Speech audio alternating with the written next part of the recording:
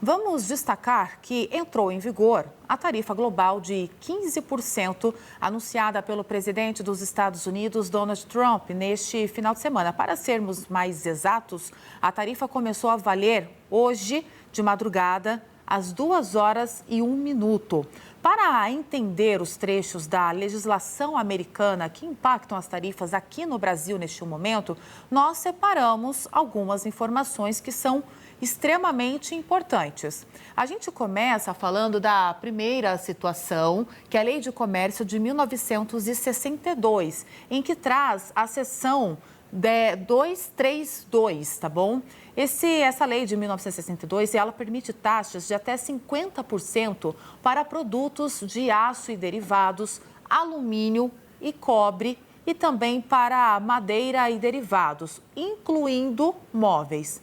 Já a Lei de Comércio de 1974 afeta o Brasil de duas formas. Agora, pela seção 122, que permite aí que fossem aplicadas, sejam aplicadas tarifas de até 15% por até 150 dias para todos os outros produtos brasileiros exportados aos Estados Unidos e também pela seção 301, que colocou o Brasil em investigação por práticas comerciais consideradas desleais. Aqui são temas variados, estão inclusos como, por exemplo, desmatamento, PIX, etanol e também patentes.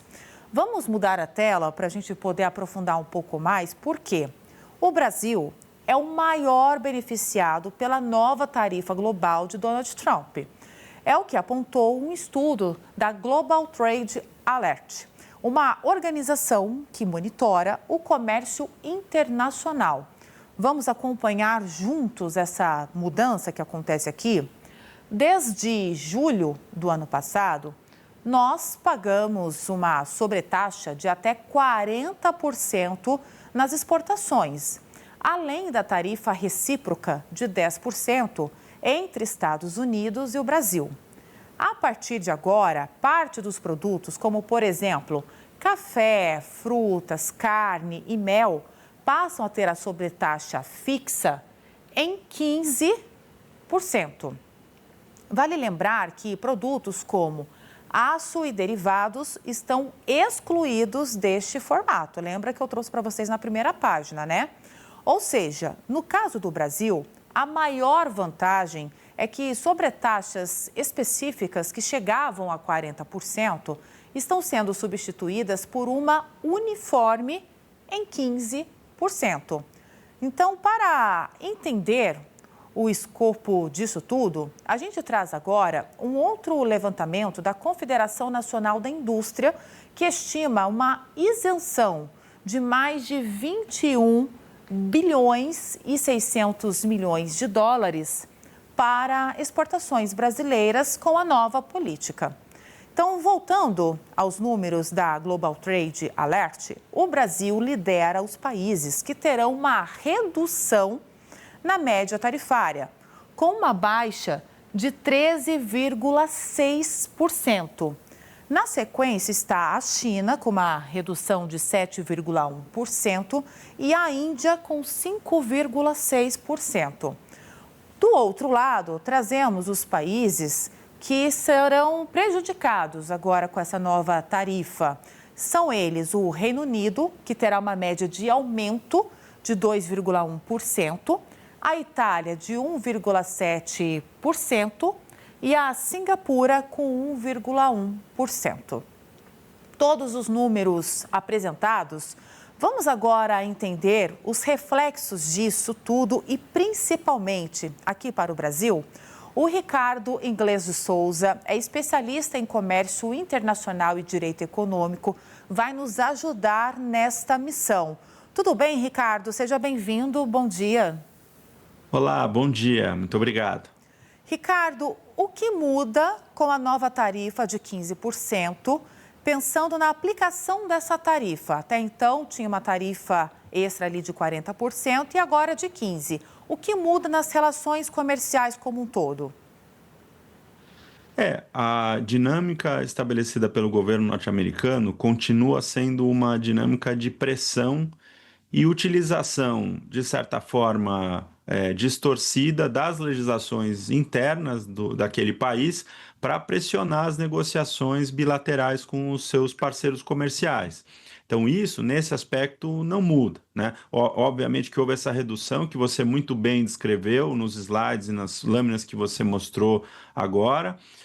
Mas o que certamente vai acontecer é uma nova rodada de negociações. O Reino Unido, como você colocou, foi o principal prejudicado.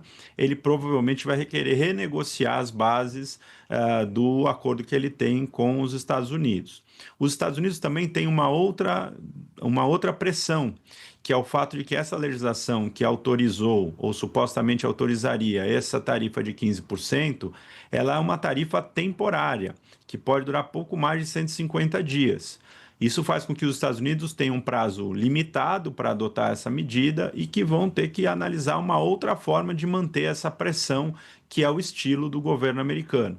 O governo brasileiro e a indústria brasileira ganham, e essa é a grande mudança, essa vantagem competitiva de ter tido uma redução da tarifa média de mais de 13 pontos, como uma oportunidade de tentar um acordo melhor e também uma penetração maior dos seus produtos no mercado norte-americano, né? Para isso, a diplomacia e a indústria brasileira terão que trabalhar para que se obtenha a maior vantagem possível. Como ter essa vantagem? Que tipo de trabalho precisa ser feito? Primeiro, do lado comercial, industrial, é uma agenda mais intensa de busca por espaços no mercado norte-americano. Com essa bagunça, vamos chamar assim, feita pelo tarifaço e agora por essa nova tarifa, colocando os produtos brasileiros num patamar mais competitivo, a indústria deveria buscar esse espaço. E aí as federações, as associações e as próprias indústrias provavelmente vão ter que estabelecer uma agenda mais intensa de contato com clientes e possíveis parceiros norte-americanos. A diplomacia, por outro lado, tem que aproveitar essa janela para fazer com que o governo americano mantenha um padrão baixo de tarifa após os 150 dias, dando mais previsibilidade e segurança para os negócios. Essa seria, na minha visão, a agenda bilateral mais vantajosa para o Brasil. Agora, Ricardo, que tipo de reação essa tarifa ela gera nessa disputa comercial internacional? E como isso também pode beneficiar o Brasil? Nós estamos agora há pouco também acompanhando viagens internacionais, acordos que podem ser fechados, existe a expectativa de Mercosul e União Europeia. Isso tudo entra nesse pacote? Com certeza.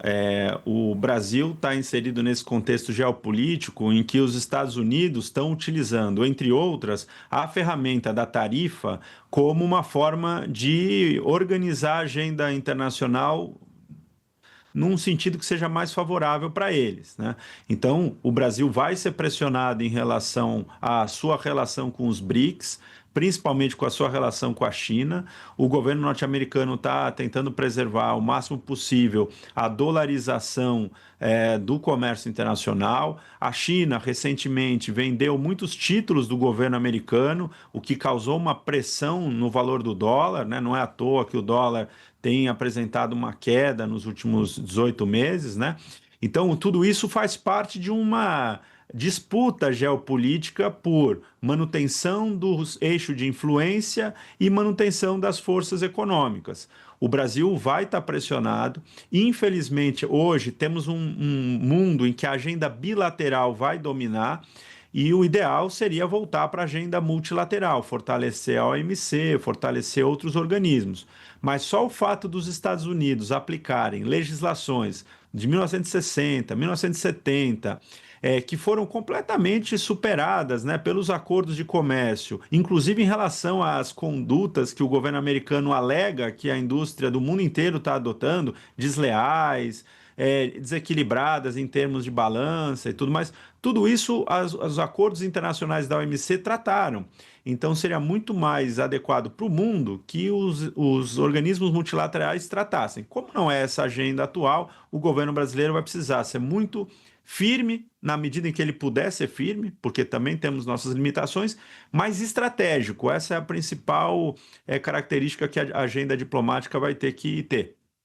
Exatamente, muita resiliência para dançar conforme a música, né? Porque a pressão é muito grande, mas também venham mais lições em relação a essas relações comerciais. Ricardo, o que me chamou a atenção foi quando você, em alguns momentos, colocou como uma possibilidade da aplicação destas tarifas, destas leis norte-americanas.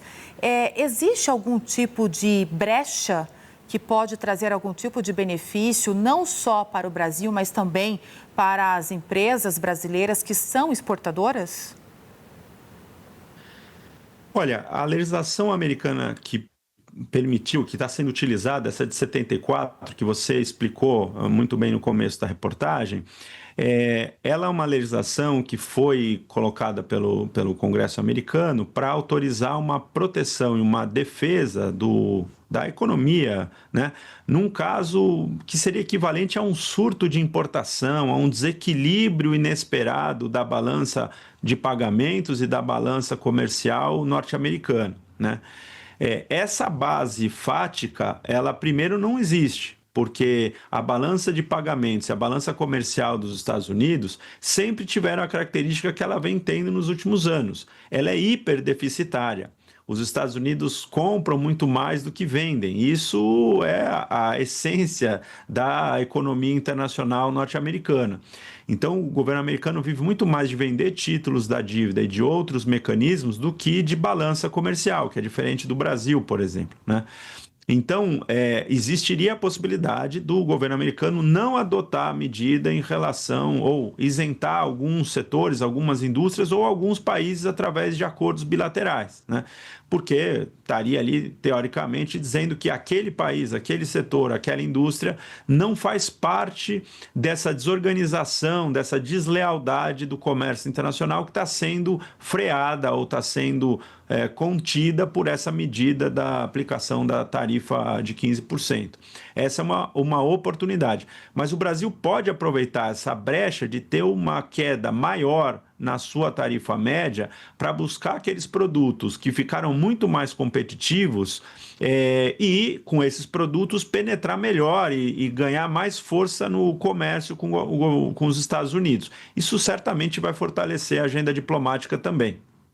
Agora, Ricardo, só para a gente poder encerrar, esse cenário que você trouxe e a aplicabilidade destas leis norte-americanas, essa tarifa agora global de 15%, ela tem um período de vigência de 150 dias e pode ser prorrogado esse período com a aprovação do Congresso. Esse cenário e essa brecha, o Congresso, ele pode impedir que seja prorrogado por mais 50 dias a aplicação dessa tarifa? Ou ele precisa ser provocado para isso?